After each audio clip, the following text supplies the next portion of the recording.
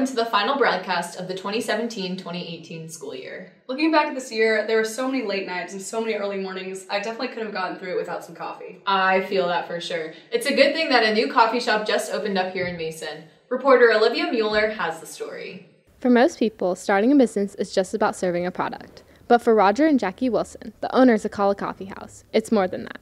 It's about creating an atmosphere that is welcoming for all, while also giving back to the kids of Warren County.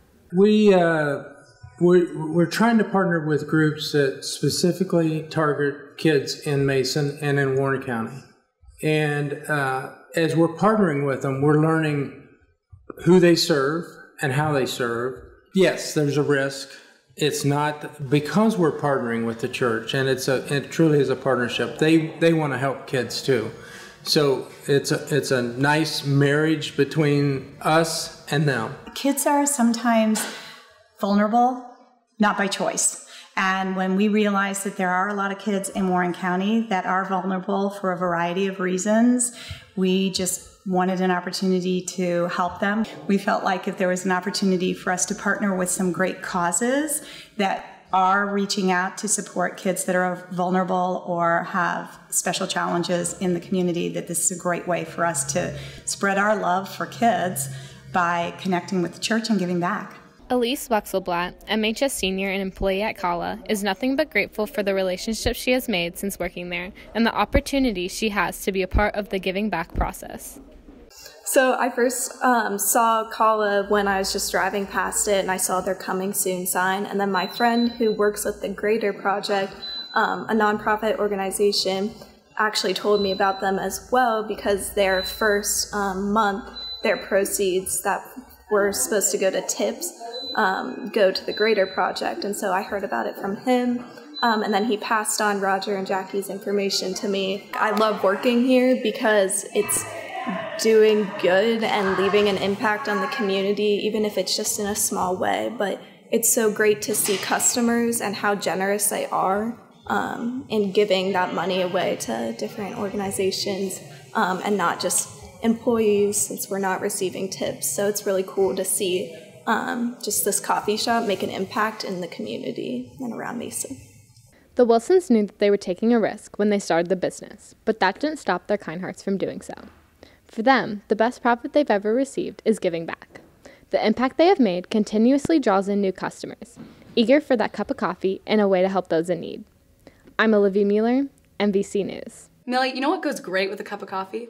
A dandelion. I do not know what you mean by that. Didn't you hear? They're eating plants and words from the wild now. Isabel Murata has the story. Students learn many important things over their high school career: algebra, biology, grammar rules, and even how to survive off of the land. Words from the Wild, a class offered to juniors and seniors, has a unique curriculum, which even involves learning how to eat wild plants. Words from the Wild teacher Timothy King added this to his curriculum in order to spark more of the students' interest in nature. Over the years, I've realized that most students like a little novelty. So I started teaching some of the edibility of things in the fall and in the spring. So we do 6 in the fall and 6 in the spring. Try to keep it really safe. Just eat a little bit. Don't eat any if you don't want to.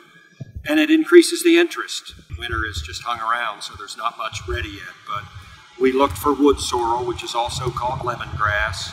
We dug up a chicory, which is that blue flower that's everywhere in Ohio all summer long.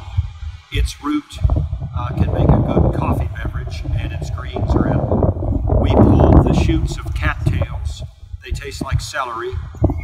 We ate dandelions, which most people know about. We dug up leeks, wild onions, which I think a lot of people know about, but it's still fun to dig them up and smell them and taste them. And then the fairy spud, which is a little potato on the root of spring beauty. Senior Grant Cottle took part in trying the plants and has learned a lot from the experience. I ate some dandelions, some cattails. It just feels great to eat the nature's food that it's providing for us, you know. It feels great that we actually can enjoy this and be taught about this and learn about the natural things in our environment. I've learned what foods not to eat, and I've learned what foods you can eat, you know. They're very delicious too. It really showed us how it really is all around us, you know. You can find food in the ground, find food above ground, find food in the trees, any way you want. King also enjoys incorporating these plants into his everyday diet. In my life, I mainly just throw a few greens and flowers into my salads. So the flower of the wood sorrel, the flower of the black locust tree, the flower of the redbud, which isn't blooming yet, but leaves of the violets, the actual violet flower, makes the salad pretty and adds a little flavor to it. And it's, again, a novelty. Go out into the woods and pick a few things and throw them into the salad. The students in Words from the Wild definitely aren't afraid to try something new. And who knows, maybe these skills would come in handy someday. I'm Isabel Murata, MBC News. Haley, putting flowers in my salad sounds like a recipe for disaster. Speaking of disaster, the Drama Club is incorporating the use of cool props in their upcoming production. Isabel Rowe takes us behind the scenes. Disaster, a musical comedy from the 70s that has anything from tidal waves to earthquakes. As the MHS theater staff puts a lot of hard work into this, they help bring the set to life. Lighting, sound effects, and props are the biggest part of this play. Junior Izzy Gronholm and Senior Jordan Curtis have taken a big part in this production and visuals of this comedic play. There's so many little details and little things you have to worry about being on stage and when they go on, that it's a big deal, so you know where everything is and it's all together at the time it's supposed to be. The show is set in the 70s. There's a lot of crazy stuff going on and a lot of stuff you don't expect to see in everyday life because it is like a casino. There's a lot of like lighting that plays off of like where the prop is. My favorite thing to build was the slot machine because we got to decorate it and make it look like a real slot machine and make it have like a working handle and everything, so that was a lot of fun to put together. Plus it's really big, so it's fun to move around. This one's a lot more like interactive for at least the props crew because we're not just off stage watching over the props, so we have to control some of them. Like we have a lot of like puppets and like sharks and fish, and we have to have waves in the show. So there's a lot of things that we have to actually control ourselves. There's spotlights on certain props at like moments that are significant. I really like the dummy. One of our actors, he has like kind of like a dummy that we had to like duct tape him to make the torso of it, and then we added legs and like a head, and it's just really funny. Whether you're on or off stage, we wish you good luck from the students of MHS. I'm Isabel Rowe, MBC News. While the Drama Club is constructing a lot of cool props for disaster, there's going to be a lot of construction at the middle school too. Annika Naswitz has the story of how the middle schoolers are joining the high school next year. With all of the changes coming to the district next year and the potential of having 8th graders in the building, many Mason students aren't exactly sure what's going on. Potential nerves, coupled with the prospect of going to high school a year early, has left 8th graders confused. MHS Principal Brandon Rompies hopes to create a smooth transition for all students next year. Next year, we will have, I think, approximately 400 8th graders. We have spent a lot of time discussing what that transition plan looks like as the 8th graders are here. They will be, all the 8th grade classrooms except for gym and art, music classes will be in C3. So the teachers now currently in C3, they're going to be spread throughout the building. So really the ideal is to keep the middle school and try to maintain a normalcy for a middle school student. They should only interact with fellow middle schoolers and not be around 12th or 11th graders, kind of like normal. High school students, except for not having classes in C3, really no impact. We're going to run the same bell schedule, same type of schedule. So I don't think high school students will notice any real difference. Traffic flow maybe in the mornings. We're working out that traffic flow, but we're getting 400 additional students dropped off in some capacity, either by parents or bus riders. So we're still looking at the logistics of the parking lot. So we're still working on that piece. But for the most part, I think a high school student's not going to have any real impact or change in their day. 8th grade students is going to be just a new building, but they're going to really be a school within a school for the most part. They'll run their own separate lunch. They will not have lunch with the high school students. So if it all goes, and there's some logistics still to plan out, and we're getting there though, but really it should feel like two separate schools just operating under the same physical space. As one can imagine, the nerves are definitely present for the class of 2023. They all have their own concerns, from the high school lunch to walking the halls with seniors a foot taller. So something that makes me nervous about going to the high school is definitely the fact that there are going to be people that are a lot taller than me. So obviously, like, intimidation is a thing because that can really affect how one thinks. I'm kind of worried about not being with my friends though because I know a lot of people. So if I'm just with people that I don't know, it could be kind of awkward. So the things that make me scared about going to the high school is mostly having to like be with the older kids because sometimes you guys are a little bit intimidating. High school's it's a lot bigger and it's probably really nerve-wracking for some kids to have to go to a much bigger school. I'm excited to go to high school because it'll be cool with everyone else there and we get good lunches. And then things I look forward to are like the lunches because supposedly the lunches are a lot better there and I've seen them when I went to a trip to the high school.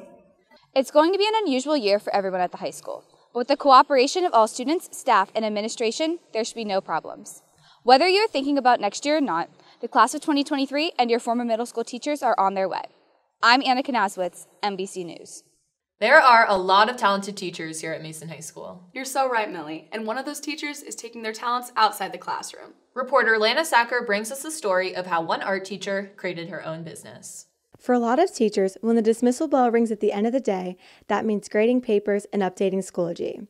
But for ceramics teacher Karen Witham-Walsh, it doesn't stop there. Using her Mason pride and talent, she creates her own personal pottery and has even allowed it to start her own business. Selling her unique goods off a website called Etsy, Witham-Walsh has had over 700 sales and has obtained a perfect 5-star rating. I first started my business with Etsy back in, I don't know, 2003, something like that. The way that I actually started was I first got a wheel and a kiln. And it was when we had a small house and we had no basement, so I had a shed in the backyard, and I was very bad. But I loved it, so I kept on trying, and then I got pretty good. And so when I got to the point where I was pretty good, and I realized that what I was making was, equal to or better than a lot of the stuff I saw on Etsy, I decided to open my own shop. Being a teacher at Mason has allowed Witham-Walsh to fall in love with ceramics more and more every day. Her pride of being a Mason Comet has opened up her creativity and allowed it to shine through her pottery. In 1985, I graduated from Mason, and I'm a proud Comet. I went K through 12 to Mason. And this past year, I kind of got the idea. I thought, why not make a Mason mug? Because I've got my Mason spirit. So I was doodling one day and came up with a design that I liked. So it kind of tells everything. It's Mason, Ohio, and it's our Comets and everything. And I've been really excited. So this is one of my new things that I'm doing. The reason that I really continue to do this is I would like to do this when I retire someday. I have 7 years left of teaching, and I have a plan for what I want to do in retirement, and I want to have fun. So yeah, I'm kind of building my base, my market base. I'm kind of figuring out what I want to do, and it's very low pressure right now as far as I can do it. I don't have to do it. I can post, I don't have to post, but I'm hoping that maybe in 8 years when I'm retired, I can do it a bit more. Witham-Walsh continues to expand her knowledge about what she teaches every day with her own pottery creations. Her hobby has allowed her to engage with her students more hands-on in the classroom and has allowed it for her to pass on her passion for art. I'm Lana Sacker, MBC News. Haley, it's really neat that she's using her free time to do something she loves. Definitely, Millie. I'm going to have to go check out her Etsy page. We'll be right back after this commercial break. And oh, I love her so that's why I gotta let her know that I'll be here for her to always love her down. And baby, that's the truth, them clucking chickens ain't no use. I wanna wear my tux and see you in your gown. I'm here with Dr. Gail Kiss-Klein and Mr. Jonathan Cooper, here to ask them a few questions. So, Ms. Kiss-Klein, you look a little bit young to be retiring for good. What are your plans for after this year? Well, Millie, I like you so much already, so thank you for that. I am actually staying in education. but moving to a very different role as president of a small college in Cincinnati. It's called the Christ College of Nursing and Health Sciences. So looking forward to just a new venture and staying in education and having an impact. Right. So it'll be good that you're still in education, but what are you going to miss most about here in Common Country? You know, the good people. So one of the things that I really wanted to do while I was here was grow leadership capacity and putting together a strong team to build an innovative and risk-taking culture. So that will be an area I will miss because taking on a new role, that's something that, you know, you have to grow into risk-taking. It's not natural for everyone. For sure. And building a team of people who embrace that is going to be one of those areas that I will miss about Mason. And so, yeah, I'll want to steal a few people to come down there with me, but maybe not. Well, it sounds like you have some really big shoes to fill then. Absolutely, She's yes. got all this done. So in Presidents, we talk a lot about the first 100 days in office. Do you have any big plans for the first 100 days? Well, sure. The first 100 days. Yeah, you're right. Filling big shoes and continuing the just great legacy that Dr. Kiss-Klein has set up for us. What an honor. And so the first 100 days is really building upon that foundation. And so taking a close look at culture, building strong relationships. I've been here for 3 years, but moving into a new role.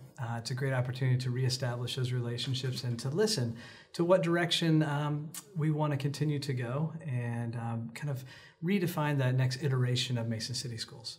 Definitely. Well, it sounds like you have a lot of big things coming. We're so excited to see it. So within the first 100 days, knowing Ohio's weather, I'm sure there will 100% be some snow falling from the sky. And I know you're probably not going to miss all those tweets that you get from students wanting a day off. How do you plan to deal with all that pressure on those days? You know, it's funny. That's the main question that I get now. We've just moved into the district, and I have 4 kids, and that's their main question. Dad, will we have more snow days? I love the tweets. I love the interaction with our students. Dr. Kiss-Klein has mentioned several times, our students are smart, clever, and a little ornery. And so I'm looking forward to the creativity that they bring through Twitter or whatever fashion they bring. The new memes, the new tweets. The new memes, their creativity, yes. And all of their help with the weather predictions is always great. Couldn't do it without them. No, couldn't do it without them. So any advice that you have for Mr. Cooper as he takes on one of the biggest school districts in the state of Ohio? So, you know what? I think he's going to be amazing. I don't really have advice. We've had lots of opportunity to interact. I think just he'll do this so well as just being yourself and, you know, not trying to do what others have done and just stay true to yourself, which will come so naturally to Mr. Cooper. So no worries about that. That'll be great and easily managed. So, yeah. Awesome. We are so excited to see what you do next year and the years beyond. Thank you guys so much for being here. Thank you. Thank you.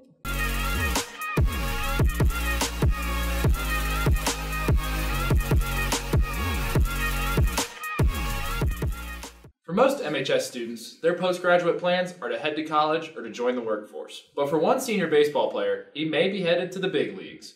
Abby Miller has the story. The Mason High School baseball program has always produced great teams and excellent players. This year is no different. The team is loaded with talent. They have high goals for the season, goals that include a GMC title and a long postseason run. The list is long when it comes to talented players who have come through the Mason baseball program, but this year the Comets have a player who's one of the best. Senior Nick Northcutt is considered one of the top high school baseball players in the nation. A 4-year starter for the Comets, Northcutt not only has the pressure of leading the team this year, but every time he takes the field, he has a lot of people watching him in the stands. But these aren't just fans watching him, they're Major League Baseball scouts. For some, the pressure of performing in front of scouts who have the ability to determine your future livelihood could be overwhelming, but Northcutt seems to take it in stride. It's very humbling, actually. It's awesome. It's an awesome experience, something that I've been used to, obviously, over the past couple of years, just playing on a circuit in the summertime, playing against the best players in the country, playing with the best players in the country. So, you know, being around pro guys is, you know, something that I've kind of always been around, especially the past couple of years. So it's awesome. Obviously, you want to go out there and put on a show and be the best. But at the end of the day, you just can't put too much pressure on yourself. You got to act like they're not there and just play the game you love growing up. You know, I just try to you know, do everything for the team, whatever the team needs me to do that day, whether it's on the mound or playing third base. So whatever I can do that day to help the team win, that's all I'm focusing on. As Northcutt plays, there are multiple scouts from different teams watching his performance. Well, we hope so. I mean, he's done everything to this point to put himself on that platform, and now it's just a matter of just letting him play and evaluate him as the season goes on. I think for a high school kid, you're looking for a kid that can hit, a kid that can impact the game, and hopefully give your organization like value as he matures, and hopefully be a big league value. Although Northcutt is focused on his performance in front of the scouts, he's also concentrated on his team being as successful as possible and reaching the team's goals. I'm Abby Miller, MBC Sports. Sometimes I just want to be invisible. I feel that when I trip up the stairs, and sometimes I just wonder, what would I do if I was invisible for a day? Riley Malloy hit the halls to see what you would do.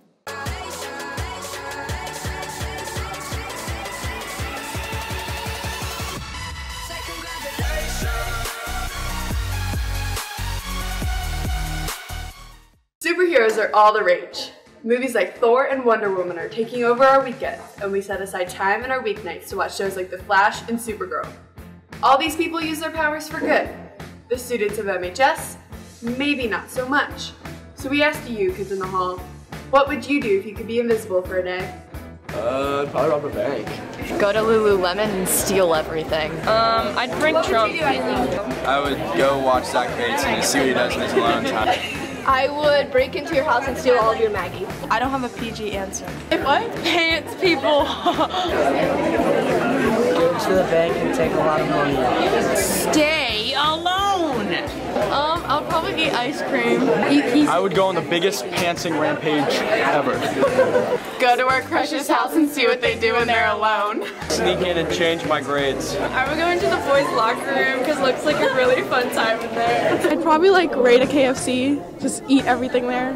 Biscuits, fried chicken. I'd rob a bank and then go to McDonald's and then use the money that I stole from the bank to buy food at McDonald's. I would go to the White House to scare the president. Be invisible for a day because I would get hit by a car probably. I would sneak into concerts. I'd steal your man. I would fake my own funeral to see who goes. Whether be able to have your own hammer like Thor or fly like Supergirl, we all have dreams of being just like our favorite superheroes. You may be going to steal someone's man or rob a bank so you can buy a lot of Big Macs. As you can see, the power of invisibility would definitely be put to use by the students of MHS. I'm Riley Malloy, NBC News. Thank you for joining us for the final broadcast of the 2017-2018 school year. We are committed to bringing you the news of students making the news. As the graduating seniors, it has been an honor to represent NBC over the past 4 years. We have loved every minute of producing, anchoring, filming, reporting, asking questions to kids in the hall, singing with your favorite teachers, and covering the news and sports at MHS. Thank you to the teachers for showing the broadcast. To all of the viewers for supporting our hard work. And to Mason High School for being such an exciting place to report on. For the last time, I'm Logan Stevens. I'm Haley Dardis. I'm Joey Wood. I'm Eric Miller. I'm Sarah Roopsum. I'm Lauren Bangs. I'm Kaylee Connors. I'm Millie Ortega. I'm Shannon McHelmont. I'm Isabel Murata. NBC News.